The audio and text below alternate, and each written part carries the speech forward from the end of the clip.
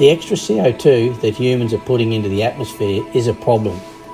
Young growing forests take a large portion of that CO2 back out of the atmosphere and store it in the wood. Now, forests growing in a temperate climate can reach a much older age, whereas our hardwood forests in Queensland are going backwards at about 60 to 70 years old. And the reason for that is because of our harsher climate.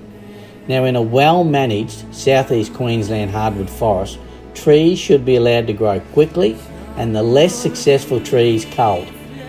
As trees get older, two things generally happen. They become more vulnerable to other causes of death, such as fire, storms, drought, and they start to run out of nutrients, or they get too tall to transport the water efficiently.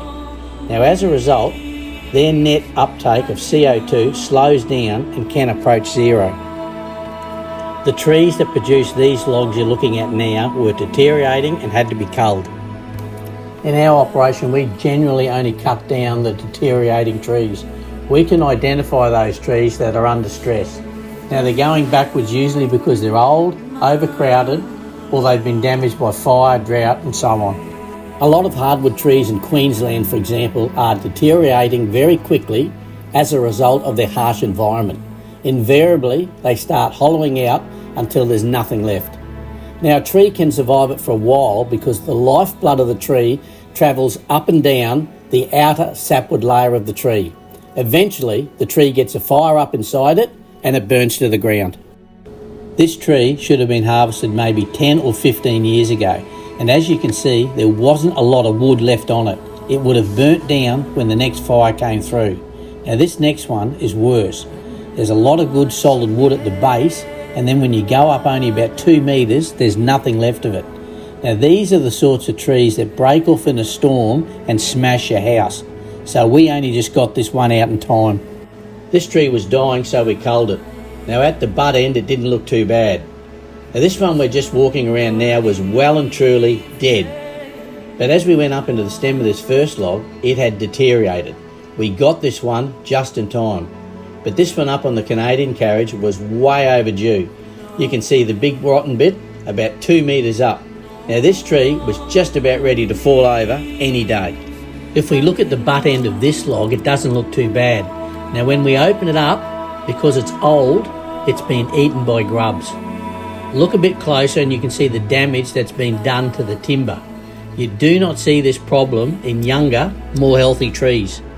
This is what the timber looks like after it's been through the sawmill. Now, this log was a bad one. There's a lot of fault and it's going to be difficult to get a good long board out of any of it.